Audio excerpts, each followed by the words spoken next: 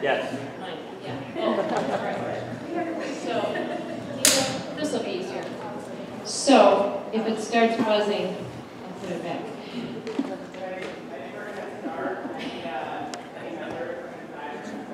Yeah, this isn't going to be as much fun. So, thank you, Marcus. So, good evening and welcome to Gen Forward's second grant presentation event. I'm Anne-Marie Van Dyne. I'm the Vice President of Philanthropic Services for the Community Foundation. And I want to get started keeping with the season a little bit here. I'm going to start with some informal polling. By show of hands, how many of you were year one members? Okay, wow. How many of you were part of the first year formation committee? First year formation committee. Great. How many of you participated this year in some way in one of the three subcommittees that sort of took the place of the formation committee? Lots of hands. How many of you are here because someone asked you to join Gen Forward? Maybe you should say how many told you to join. Well, how many of you been to a Gen Forward Network event and had some fun? Maybe had some adult beverages. We've been told that's an important element of these events, so we're listening. How many of you knew that before even the first member joined Gen Forward, that the Community Foundation had raised close to $250,000 to support the operations of the network? How many knew that? A few of you. Great. It's something we want to be sure every member knows, that we are very thankful and grateful for the donors who helped start in our 25th anniversary year an endowment fund that helps support the operations of this network. So many thanks to our endowment donors, and for any of you who have friends and family who just can't be a member. We won't mention age, but for that reason, they can always support your work by giving to the endowment. So regardless of when you joined, why you joined, who dragged you along to join, regardless of your involvement to this point, we are here together. And that's the reason why Gen Forward exists. It is a very unique process that you're going to undergo tonight. And for newcomers, I expect it might be a little messy. Maybe even a little humbling. You're going to hear 5 great stories, and you're going to know that this is just a snippet of all the incredible things that happen in our community day in and day out. I am sure you will all be inspired. I hope, though, that somewhere in the process, you all are empowered by this idea that you can make a greater impact together than any of you can make alone. And that you will be empowered to kind of stick with this, because this is just the second year, and help make it better. Embrace the difficulty of making a good grant decision. Embrace the chaos you've just invited into each of your busy lives by adding one more good thing to do on a Tuesday night, just about every month that we've done something since the year started. Because I know as individuals, every one of you here, I know, already does so much in your individual ways for our community. And I want to challenge you again to consider the impact on this community, that it will be significant and different because you're working together. So I hope that we can say, before any of you are aged down from being Gen Forward members, and that gives us a long time, that you're going to do together far more than any one of you could have done alone, and far more than you could imagine. So it's my pleasure to introduce Heidi Nakara. She serves as a Community Foundation trustee. We're incredibly grateful for her leadership. She's the chair this year of Gen Forward. Heidi, it's all yours.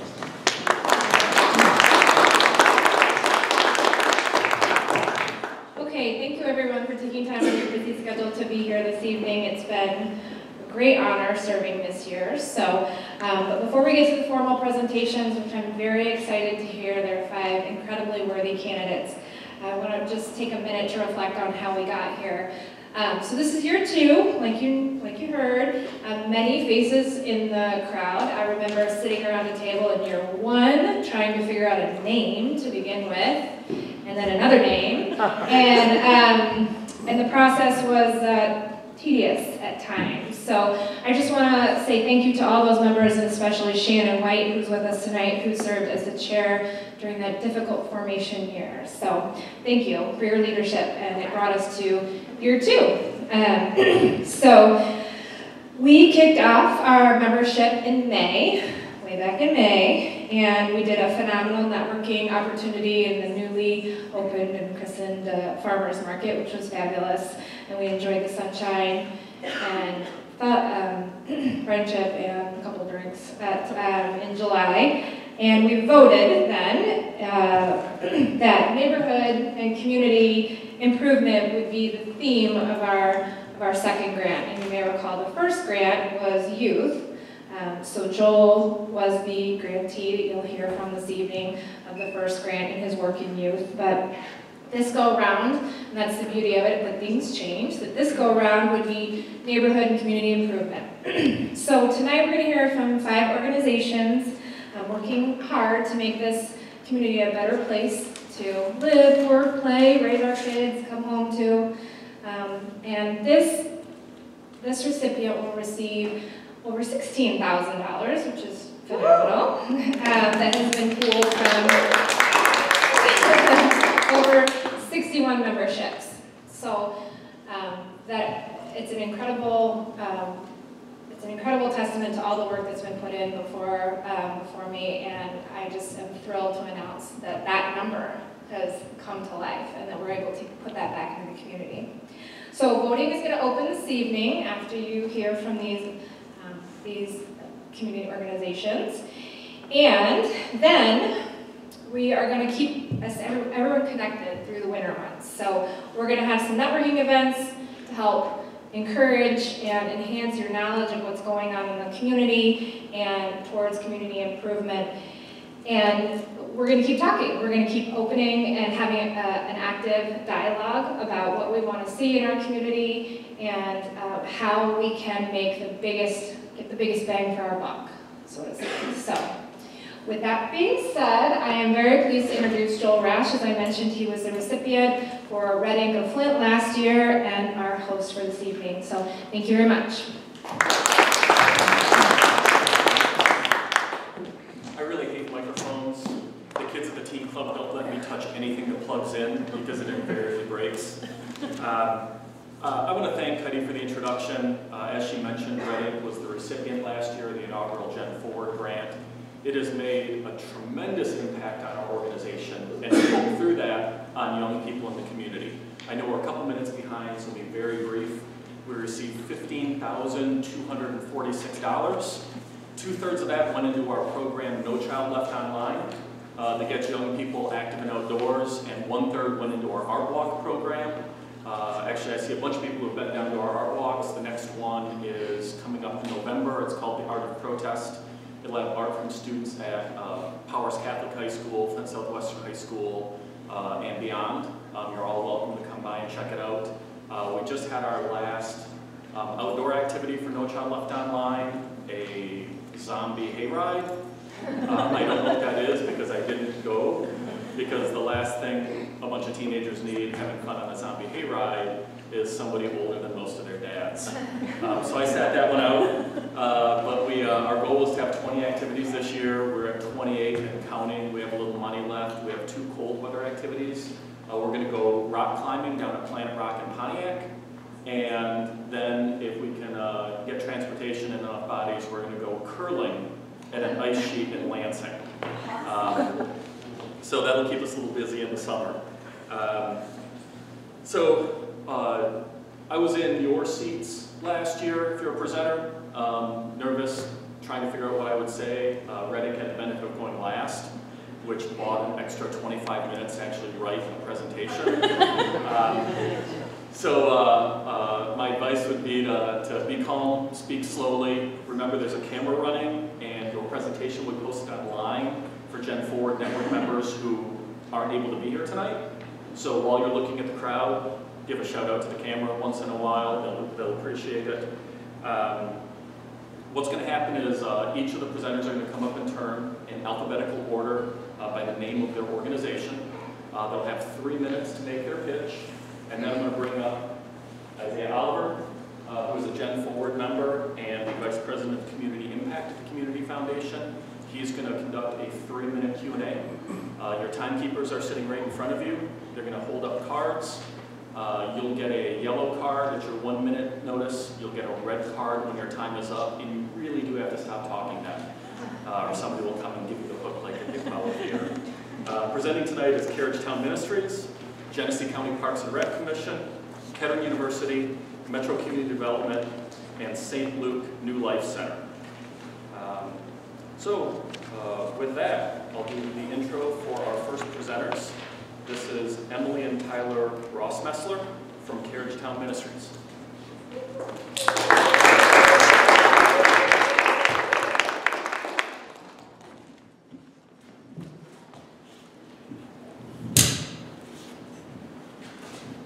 Good evening. My name is Tyler Rossmessler, and this is my beautiful wife, Emily Rossmessler. We're representing Carriage Town Ministries. Early in the 20th century, Ira and Cora Finley bought a beautiful piece of property on the corner of Garland and 4th in Flint, Michigan, from a man named Billy Duran. Every day, Cora began to notice scores of men traveling from the train station in hopes of getting a job at the Buick. So she had an idea. She began to serve sandwiches and lemonade from her porch. Today, Carriage Town Ministries operates in that very same neighborhood. We're an organization who is dedicated to providing a safe and stable environment, along with food, shelter, and clothing to the homeless men, women, and children in Flint and Genesee County. Along with providing basic needs, we also have a mentor program where we help residents get back on a path to reach self-sufficiency. While serving those in need, our residents also are out serving their neighborhood and the greater community. Early in the morning, each morning, the residents are getting up, they're cleaning the medians along University Avenue. They're going down to University Square, they're picking up trash in the park, they're maintaining the landscape, they're raking leaves in the neighborhood each day as we speak. On very cold winter mornings, when we all dread shoveling our own driveway, they're out shoveling the, the sidewalks and the driveways of all the neighbors. Our vision for the Finley House is to restore it to its original roots and service by providing a place for groups from all across the country to stay while they're doing service projects inside the city of Flint. CTM is invested in the Finley House, and we're invested in serving the community. We've used this project to also teach our residents skills such as drywall, painting, and other basic repairs. We've not only turned this blighted property into a new property, but we have put on a new roof, and we have also new insulation. We've collaborated with groups like Goyat Mechanical. They've given $50,000 of in-kind donations to completely redo plumbing, heating, electrical, cooling. We've had University Alternative Spring Break groups. U of M Flint brought $2,500 to do drywall and materials. We've had GM, B95, local churches, local schools, all donate time and labor to this house. And we hope that Gen Forward will take the opportunity to join in the collaboration to not only restore the Finley House, but restore it to its historical roots of service.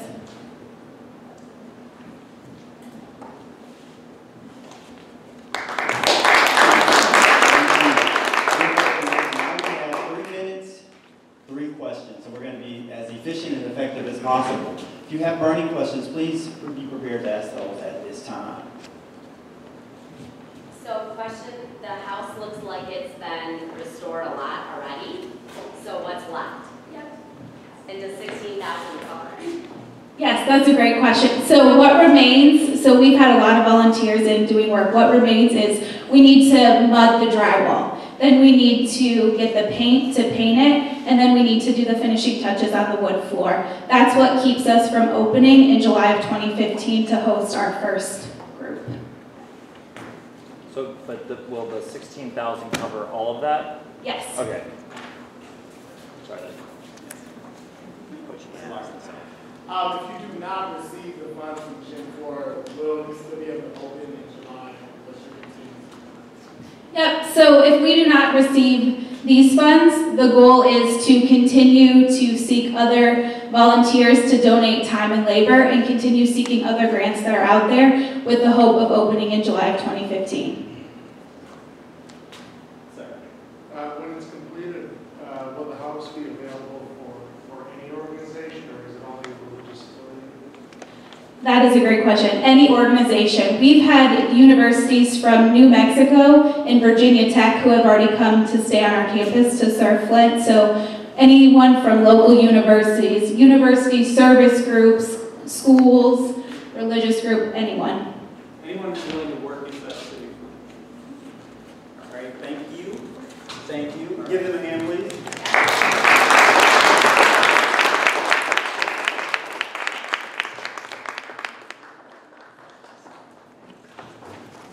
Okay, somebody's entrusting you with technology. Right here. Space bar. Or space bar. There you go. All right. Next up is Nancy Edwards from Genesee County Parks and Recreation Commission.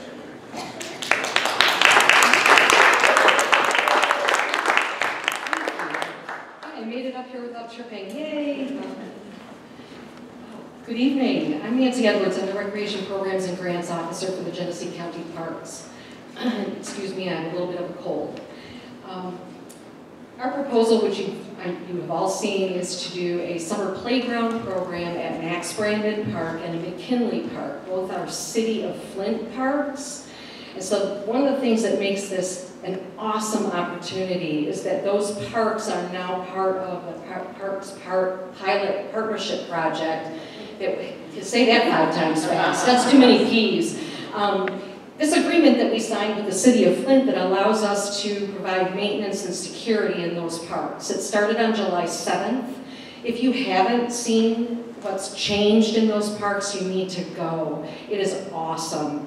The amount of stuff that's been cleaned up and just how visible you can see through Max Brandon Park now. And I mean, it's mind-blowing how much work was done to change that. For us, the next most important piece is to start programming in those parks. And I should be showing my slides, but I didn't. And I'm not. And it's not working. There we go. What I want to do is replicate the summer playground program that we've been running in the county parks for the last 4 years and bring it to Max Brandon and McKinley Park. I want to put staff in those parks 5 days a week for 10 weeks and have them there from 11 until 3:30 doing programs and activities with kids. One of the things that didn't occur to me, and may not have occurred to you, is the number of kids that eat free and reduced lunch in the schools during the school year. And what happens to those kids during the summer? So the feeding part of the program has been very important for us. And I lovingly refer to this as a house of cards. The Gen Forward grant, if I awarded it, would be the stable foundation of my house of cards. That would allow me to hire the playground supervisors that would be at those sites. And then I can fill in the rest of the staff with summer youth initiative employees. And working with the food bank, we get the food for free, and then I would have 4 Mile on the Road and the truck farm program and GISD and every other person that I've been able to collaborate with and partner with for the past 4 years and just bring that program to kids in the city of Flint. Oh God, it's red. Okay. That means I can't say anything else. Yeah, but we're now we're at the fun part. 3 questions, 3 minutes, and remember, if If you don't get your questions answered now, we will have some time at the very end to ask questions and kind of talk and eat the rest of that food that's left out there. So know that we'll have an opportunity, please. Do you have a sort of sustainability plan in place for how this will continue next year? Like if you got the grant this year, how would that pay for this year? What will you do for future funding, or will it go away after 1 year? That's a really good question, and the only way I can answer that is to say that there is no stable pot of money that allows me to provide, to pay for the supervisors for the sites. I've been very fortunate to have gotten a grant for the last couple of years to do one to pay for the supervisor at Davison Roadside Park, and I've used other grant funding to pay for a person at Bluebell Beach. And so every year there is sort of this dance that I do to try to figure out how to get that adult supervision at those sites. So the project that you're trying to duplicate, these numbers that you have in terms of the number of children and the number of free lunches, is it based on results that you've seen in those projects, or is this extrapolation? Where, I mean, I'm trying to get an idea of, you know, what you're doing now versus what this goal is. So, good question. This past summer I ran 3 sites, and we had 331 kids between 3 sites. We served about 1,700 lunches.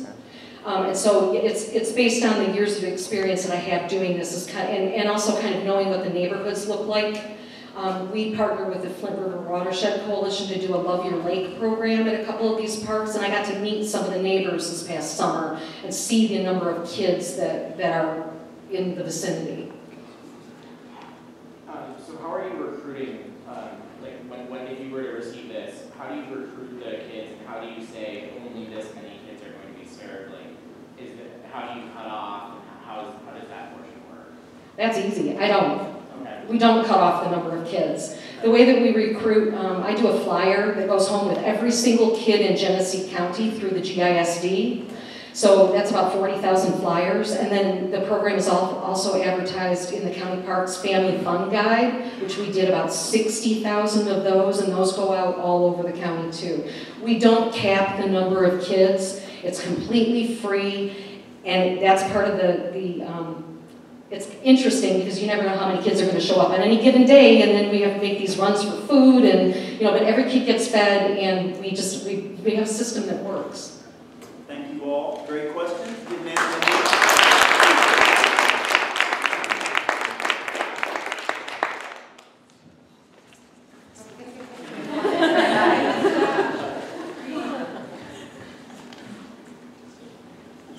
All right, next up we have Jack Stock from Kettering University.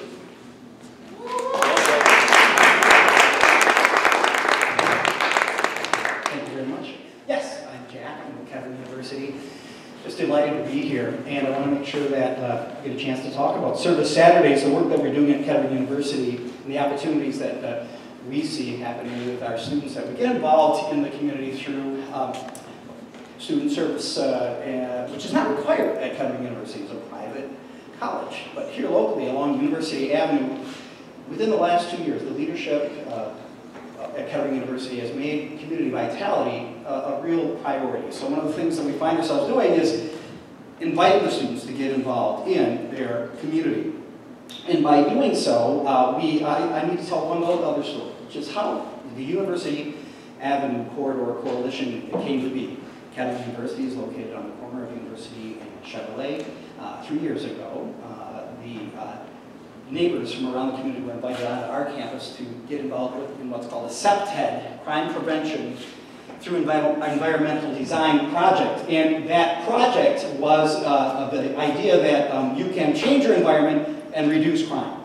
That's an important thing for a university to have when we're trying to recruit students and having parents coming in. And we worked with the community, invited people aboard to this initial CEPTED workshop, and from it came the University Avenue Corridor Coalition, which is mission is to make sure that we reduce crime, eliminate crime in the area, and also set the environment up for private investment. This commitment to community vitality also then ran to the students relative to a thing called Service Saturday. We decided, let's get the students involved. Kettering has been in the community since 1919, but I'll say this, we've always been perhaps known as a little haughty, a little above, getting involved in the community, and guess what? when things were going well, through the 80s, everybody was fat and happy. It didn't matter. We can all be in our little silos and not have to collaborate. The times have changed, as we all know.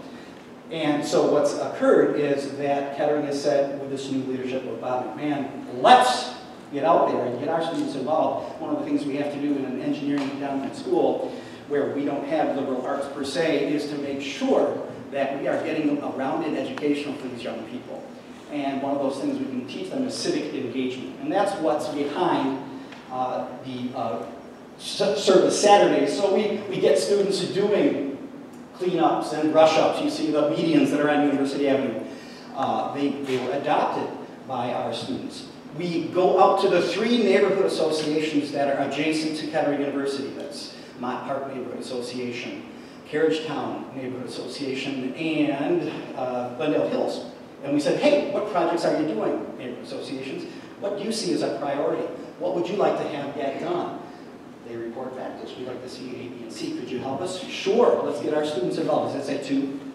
It says done. It says done. And there it is. We do it every 12 times a year.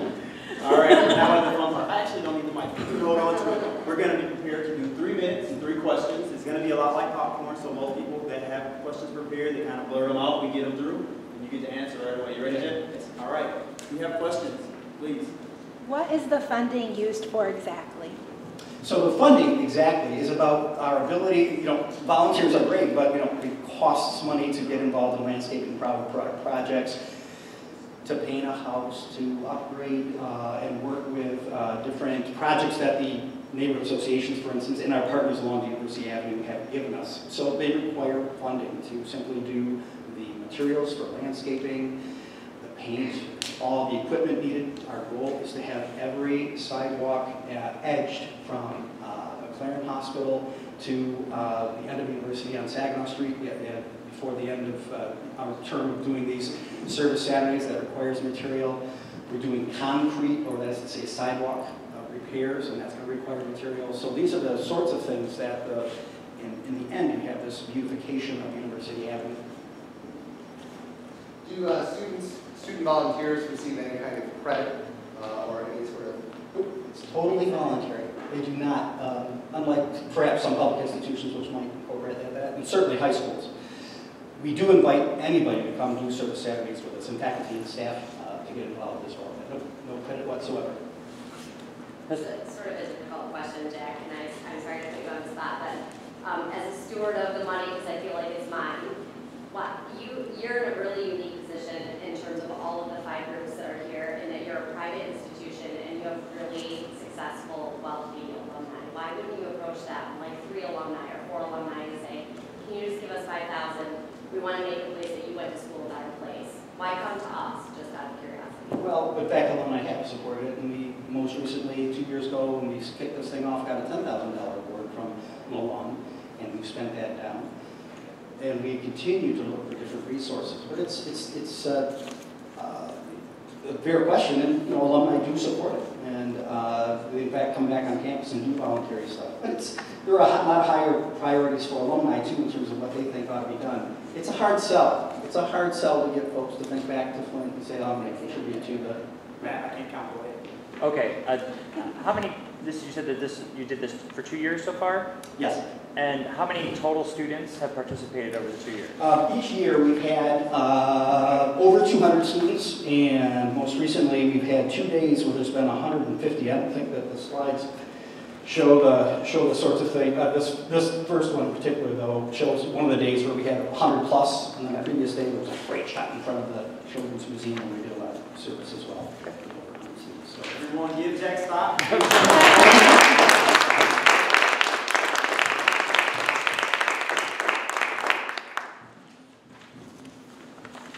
All right, next up will be Mark Evans from Metro Community Development.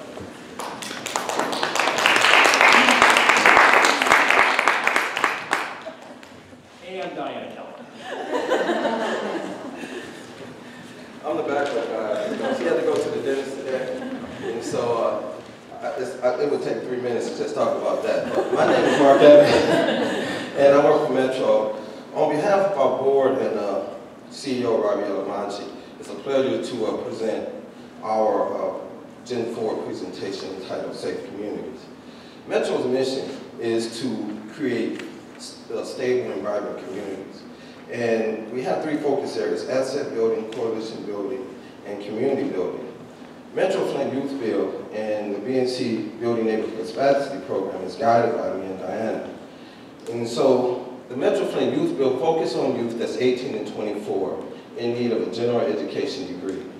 And in that program, we build their construction skills through my community college. It's a program called BCon. And they actually get an 86-hour accredited certificate for my doing this particular program.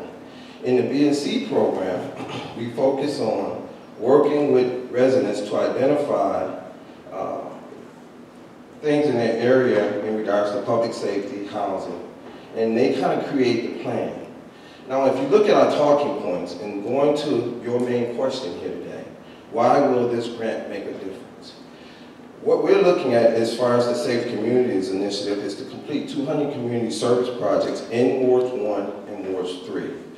And it's going to, I noticed one of our partners or competitors, if you look at it that way, crime prevention through environmental design. We will be also using that same model to promote a culture of safe environment free from fear, cost, and pain of preventable injury and crime. This project also offers a best practice and innovative approach in the fact that it's addressing the residents' number one priority, and that's to live in a safe neighborhood. But also, we attended Imagine Flint, Imagine America conference last week, and our National Youth Build Director is here, and she's sitting on that board to also help lead that in addressing blight in the city of Flint. Getting the equipment for this particular project will help us in Wards 1 and 3, but we will also be able to make an impact throughout the community. So you will see their investment returned over and over and over again. And I think that's what you want to hear, is that your investment is sustainable. What you give us, we would be able to make very good use. So with that, what happened? They gave me more question. See, what really happens is the red thing comes up. Oh, okay. Next thing you got 3 questions, 3 minutes. We're going to do it a lot like popcorn. They're going to ask the question, you're going to answer them directly. Okay. All right. I'm too tempted to ask the question and miss that I can't talk. This is also kind of a tough question, but so, you know, we just heard from the last presenter, funds to support 12 community service projects. You guys are proposing 200. Yes. How do you know you could do 200 with Well, just $60,000? Well, we have 50 participants in the Youth Build program that we will be paying to participate in this community service project. And so as the residents identify homes that need to be boarded up or playgrounds that need to be anything, snow home repairs, all of that is going to account. Now, one of your things is about how we're going to evaluate that. We're going to be putting out some satisfaction evaluations and so forth. So this is like popcorn. I just ate a piece out of it. Some more individual projects. Yes. Okay. If I could just add that in our community that we're working in is 40 years of disinvestment. So 200 projects when we talk about in-home repair and those kinds of things, shoveling in snow will be easy, attainable. From where are the 50 students chosen, and how are they chosen? Well, actually, they come into the Metro Flint Youth Build in need of a GED. So we you hear us on the radio, we go outside, we have window advertisements. So they actually walk into us saying that they want to make a change in their life. That was my question. So I guess I'm still a little bit confused as to how the money's going to be going toward paying salary, or paying them wages for working, or how exactly is it going to be spent? The Department of Labor is already funding the Youth Build program. We have received a third grant, $4 million over a period of 2 years and then 1 year follow-up. And so we are very connected to that Department of Labor as far as the Youth Build, and we've received future funding because we're looking at a lot of other things that tie to that, like a charter school that focus on Youth Build students. So it's a lot of things. And so we believe we will continue to get funding. What this will do will buy the equipment so we can do what we need to do. Like tools? Yeah. Tools, shovels, lawnmowers, snow blowers, paintbrushes. Okay, that's what I was looking at.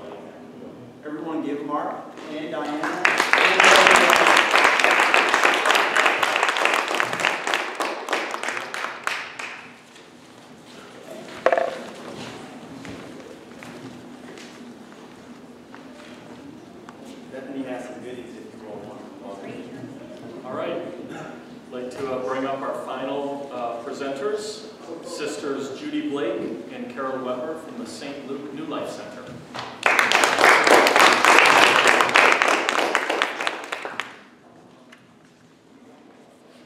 Thank you and good evening. I'm here tonight to tell you some stories about some of the courageous people that we work with in Flint. We have set about as our goal overall to be about changing people's lives, helping them change, and also helping them become self-sustainable so they can take care of their own families. And it's not just an ordinary, let's get out there and do something, but we are working with community ventures, and so the candidates that we work with that are looking for jobs are the structurally unemployable.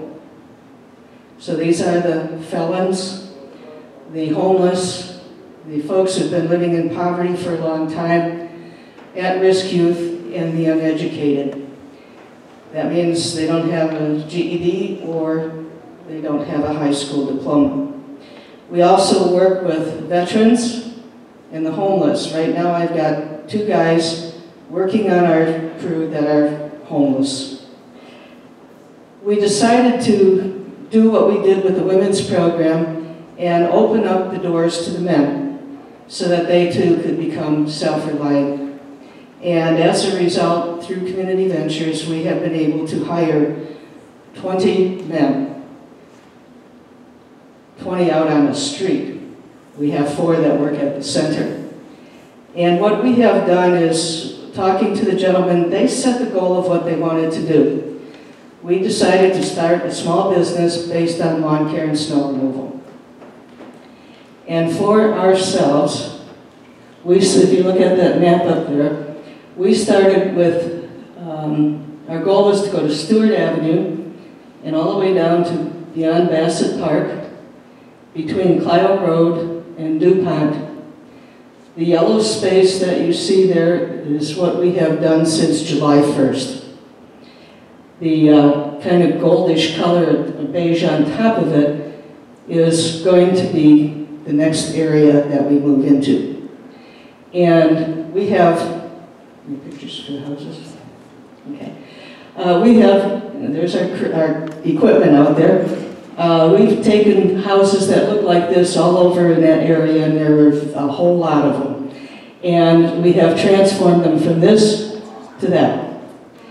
Our neighborhood now in that area looks like any nicely groomed neighborhood in Flint.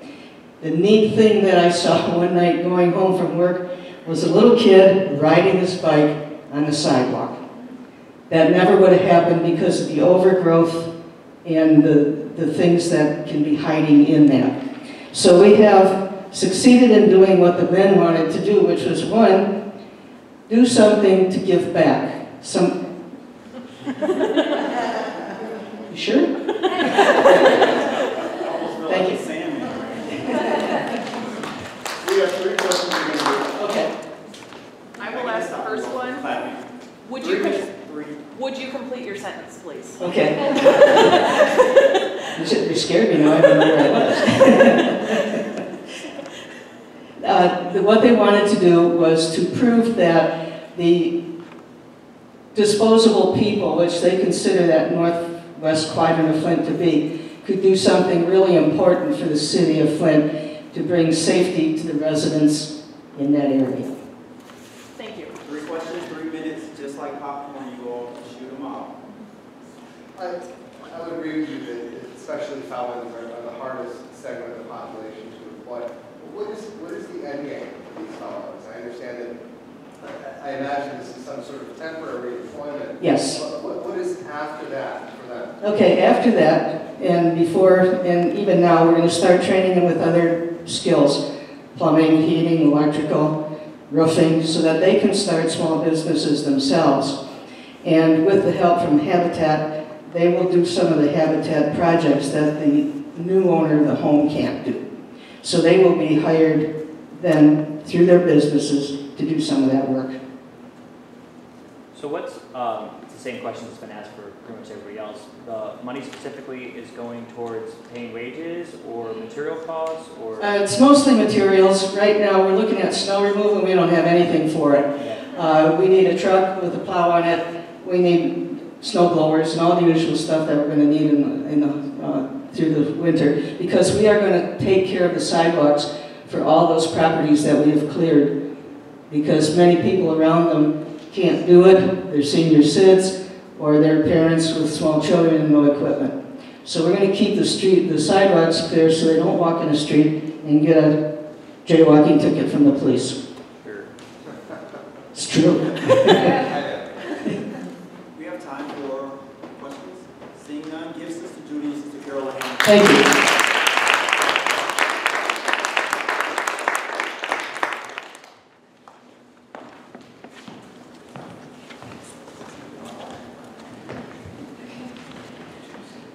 So if everyone could just, I know they're out there, but join me in giving a round of applause and thank you.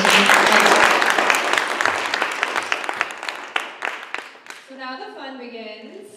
One membership equals one vote. So for those of you that have an individual membership, you can cast your vote for your presenter, your organization. For those of us, like myself, that have a family family membership, we now need to duke it out about who's the deciding factor.